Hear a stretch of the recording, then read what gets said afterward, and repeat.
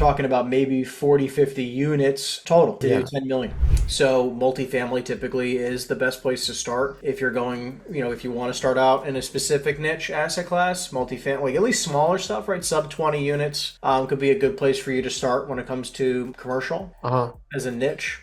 But if you get a little bit more, if you want to go a little bit more extravagant, obviously, either whether it's larger multifamily or trying to get into, another niche, we can talk about it. But probably multifamily would be a good place to start. That's yeah, I'm definitely familiar with it. The only problem that I have with those is like it's usually in areas that I don't want to be in. It's like it's in Jersey City or like Yeah. just areas that's hard for parking. But like I mean, I'll figure I it look out. at it like this, right?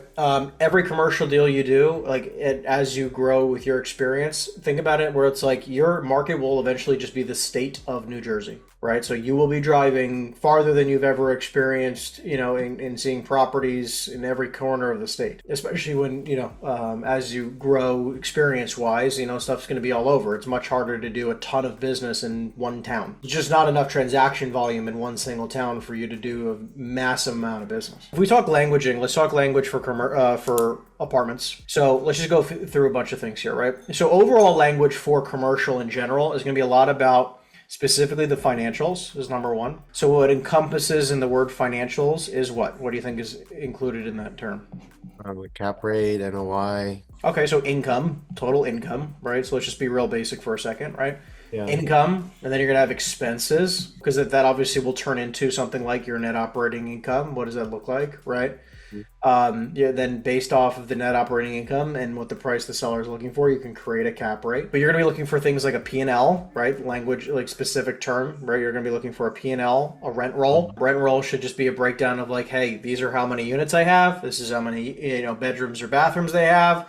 This is what they rent for. This is when their lease started and when it expired. Other than financials, what other specific terms do you feel like you'd need to learn? I'm just curious of what you know right now. I think I'm pretty versed with Let's say we have a 300 unit apartment building. leases, right? Okay, I mean, we could say I would say more so of leases are not going to be super important, but I'd say occupancy rate, right? Or you could just ask what the occupancy looks like. What else? CapEx, Great. yes. What repair? I like that, right? So what for capital expenditures? What has been done over the length of ownership? Okay, I like that. And you could even specifically say more so like what has been done in the last 5 years. Would you look up like what's left on the mortgage or like You yeah. could, I mean, look, obviously in this type of economic circumstances, you can ask things are like, is the loan assumable? Not always, but in larger assets it can be. What else would you say? Is Well, there any additional income other than rent, right? Is there laundry income? Is there storage income?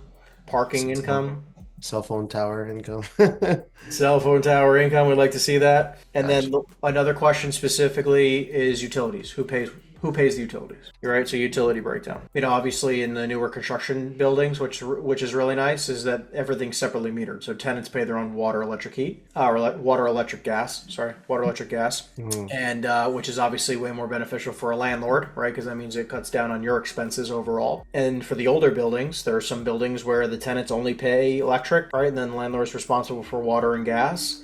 There's Yeah. sometimes where tenants are doing water and gas, or sometimes the landlord pays for everything. Are you familiar with green cards? Yes. I'm going through that I think with one of my deals right now. So I'm just want to see if like Yeah, so that's a state inspection, okay, which typically happens. I believe they extended it now, it's every 7 years. They will ask typically when the last, so what'll happen is you'll be in a contract and they'll want to have an updated green card, but it typically is a timetable, right? So it's like on some of my buildings, I just got them done, and then on one of them, I haven't had it done in 3 years since I've owned it, right? So if someone came to me and wants to buy it, I mean, it has one from 3 years ago, but that's it. As long as it's up to date, what if it's not up to date? you're going to have to schedule one with the state. And honestly, Yeah. it could take 60 days, 90 days to complete everything. Just Okay. because they're going to come out. I mean, look, they're very easy about coming out, right, and coming and doing the inspection. You're then going to get a list, and then they also are pretty good about rescheduling. But there could be a lot of items on your list, and typically it's a lot of small stuff. So typically, what I like to do is try to coordinate an inspection with a handyman or a contractor to walk through with that inspector, so they can get everything right, Oh, and try to start ordering things immediately. And then you're going to have 2 weeks or 30 days later, they're going to come back and they're going to reinspect. and that's like a must, right? Even if someone wants to like sell. Let me say it this way. There are the instances like you're saying where the green card has not been completed,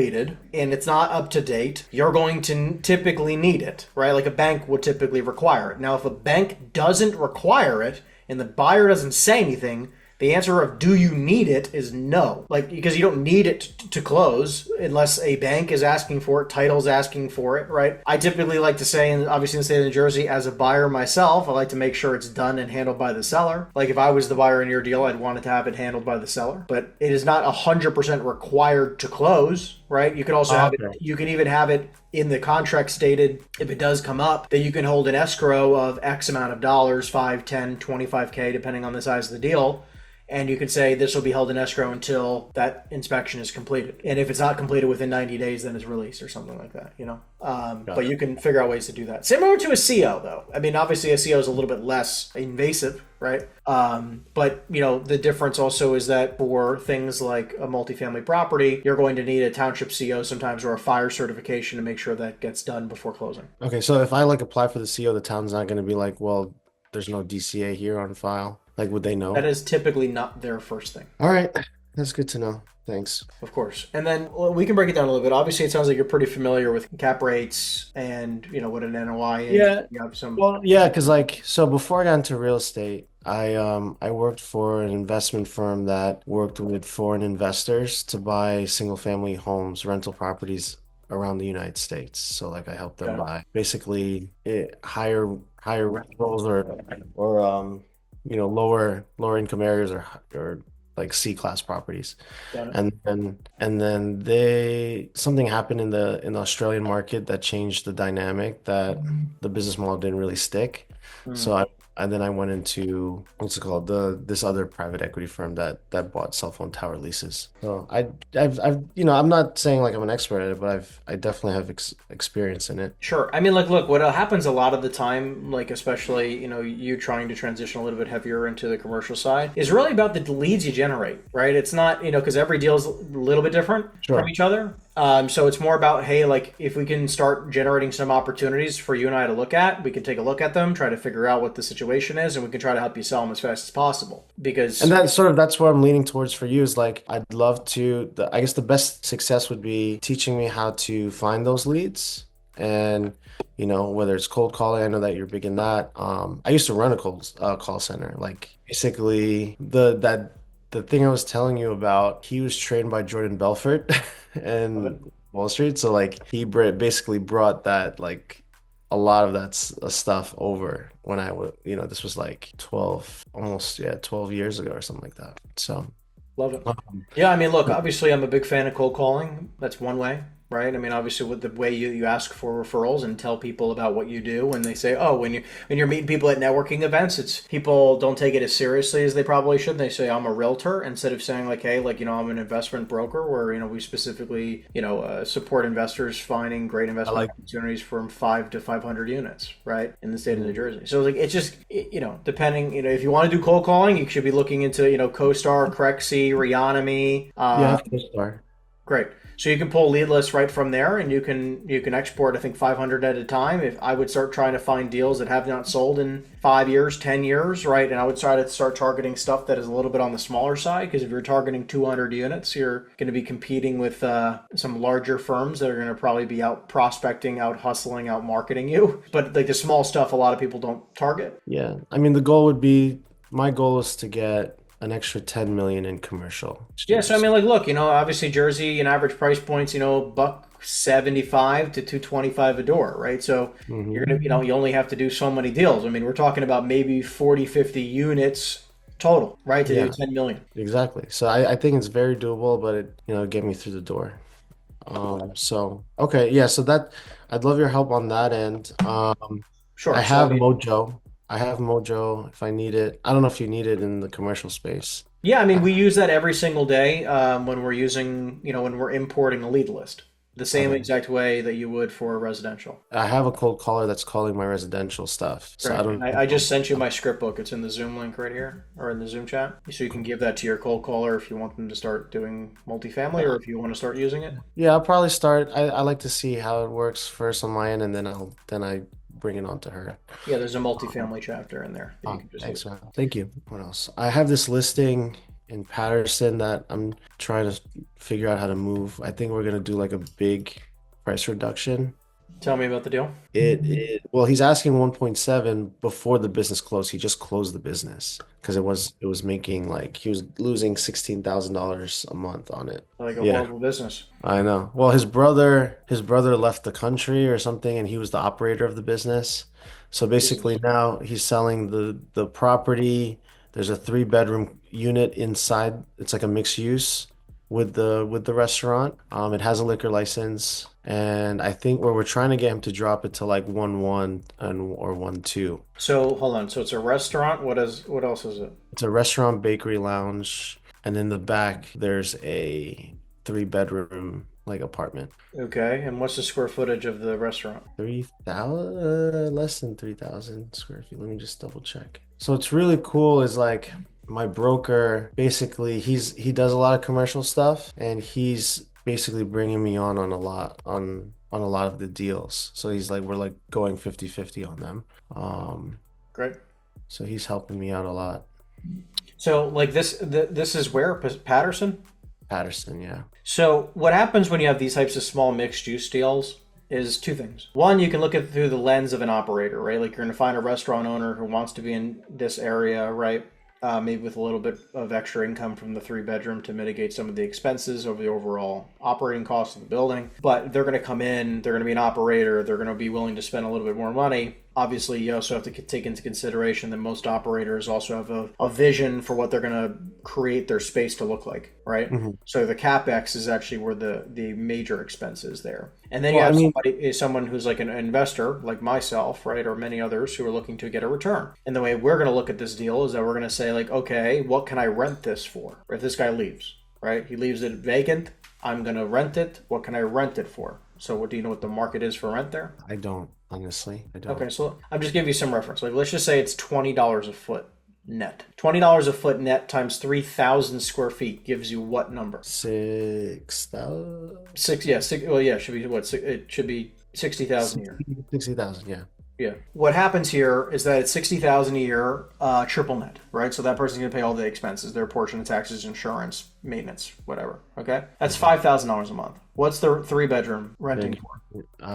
They're getting another, I think 3,000. And I'm just ballparking with you, right? I mean, obviously we'll have to run $20 a foot. Maybe it's 30 a foot, whatever. We're gonna figure it out, but I doubt it's that high. Point is that now we're at 3,000. 3,000 plus the 5. We're at $8,000 a month, and essentially all that we have to pay for as a landlord is like the percentage of taxes that is the 3 bedroom and the insurance for that. Mm-hmm. They should be paying their own utilities or whatever. We'll break that down. So you're going to be walking away with, let's just say, I don't know, $7,500 a month, which is $90,000 a year. $90,000 a year into an 8% cap rate is what? So we take 90 grand divided it by 8%. What do you get? Yeah, 1,125. Yeah, 1,125. Great. So 1,125. That gives you an idea of like, okay, well, that's the future value. Right now, obviously, you can go to maybe a 7.5 cap, but I mean, obviously, Patterson isn't exactly. It might be like a 9 cap. Yeah, right, in Patterson. I don't know if it's about a 9. I mean, probably an 8-ish. Yeah. I mean, an 8 day one would be nice. Obviously, you're probably not going to get that space rented in time. Like, if this guy really wants to get the most money possible, I would tell him and tell you to rent it out first, get a tenant, and then give it to an investor. Yeah. Right? So get it more, get that restaurant stabilized, basically. Yeah, like you think about what an investor wants. An investor is going to want a stabilized asset, right? Now, obviously, you can try to also market it as something that could be for sale, right? I mean, guessing you've had it on the market for 1.7 for a long time. Not only like, well, we maybe less than 2 months, but Yeah. he closed the business within like the first month. So, I understand. What have you had any offers? no, we haven't even like we've had like 2 showings, so it's way overpriced. For sure, right? So like when I see these types of properties, like when you only have 3,000 square feet, like something that gets me excited is anything below 200 a foot. Now, obviously, this is mixed use, probably in a downtown-ish part of Patterson, where you're going to have a little bit of a skewed price per square foot. I'm imagining probably closer to, because the price per square foot for this retail is probably higher than where other parts of Patterson might be. You're probably going to be able to sell this for 300, maybe 400 a foot, but you're not going to be able to get 1,000. He was asking 500, almost 600 $200 a foot. So like any type of mixed use asset, right? Like we're going to try to break it down into two different things. Like in residential, it's price per unit, right? Like you're going to have a price per unit that typically like no one's going to pay 400 grand a door for existing old stuff in Patterson as an example. But you might get someone to pay 400 grand a door for brand new construction in Long Branch. In this area, you know, you kind of go like, okay, well, if this is rented for $3,000 a month, $3,000 a month, you actually might get someone to pay you $350,000 a unit for that, right? So that one apartment could be worth $350. And then you have the square footage of roughly 3,000. If we can figure out, you know, market rent as an example is $20 triple net, we might actually be able to sell that for 200-ish a foot, which would be $600,000 for the restaurant plus $350,000 for the apartment. Both of those sound pretty fair. You could probably sell this thing for $950 to $1 million or so all day long. Plus the liquor license, is that worth it? Yeah, sure. Liquor license can. I mean, like here's the only thing: the liquor licenses become a little bit more commoditized because I believe New Jersey just passed a law stating that like that they're giving out a lot more. You might get 50 grand on maybe for it, 25, 100 grand. I mean, it just depends. So it's like, yeah, I like the $1 million range. You know, somewhere as close to $1 million or high hundreds, it would be the best. Obviously, I think somewhere in that range it probably makes a lot of sense. Okay, perfect. Yeah, I've had some interest at that number, I think. So that's why the really big thing is really just going to be like, what can the restaurant rent for? I mean, if you're at 20 a foot, yeah, that makes sense all day long. If you're only getting 10 a foot, which I don't think is actually accurate. Well, the whole thing's renovated too. Like it's plug and play. Like obviously you may have to change the sign at the door, but like it's all like the patio's fully done. It's an extra 3,000 square feet there. And Right. it's like it's really nice, but it's just I don't know. He just wasn't operating it right. No, that makes sense. Plus, also keep in mind it's Patterson. Yeah. Yeah, exactly. So okay. But this is also like why I stress I'll, so much. Like day one, when you get these types of listings or these types of opportunities, when you get these leads, I like to submit an offer of what I believe is a fair price. So like if you generated this lead with me, I would have told you to submit an offer for like 750 grand the day you got it. Because I gauge motivation, right? Like I want to see how motivated he is. If he's going to be, no, I need a net 1.7 no matter what, like, you know, I'm not that negotiable. Okay, then I'm probably not going to list it for sale because I don't think 1.7 is anywhere near. I saw your Instagram, like you're not really a fan of listing it on like any of these websites either, right? You want to do it Well, like I say it like privately. this, right? Like this is kind of like my mode of thought, right? Right. We get a lead together. Say you and I are working together, we get a lead. If they want a great price, let's say this guy, let's say he was willing to take 750 grand. The odds are you and I could probably sell this deal off market and double end it, or we're gonna find a way to raise money, buy it, flip it, right? Like we're gonna find a way and probably have the connections between us to sell this deal and make some great money without having to put it on the market because it's such a good price. Now, the other side of the coin. This guy says, we generate this lead, we go through the numbers, we offer him 750 grand. He goes, absolutely no freaking way. I want to list it for 1.7. I don't need to sell it. Either I get my 1.7 or not. I don't really want that listing either. Gotcha. And then you get sort of in the weird middle ground, which is sort of like, okay, well, I'll take 1.2. And I'm like, it's close. It's not great. You know, it might be a little bit more convincing, but like most of the time, if it's a good deal, I have a buyer for it. And if it's not a good deal, sure. If you want to twist my arm, I'll list your property for sale for 6%. I mean, it's just not my preference. Because the only person that looks bad, by the way, when a property doesn't sell is who? It's me. Yeah. Exactly. So I just try to like not be that person. Okay, that makes sense.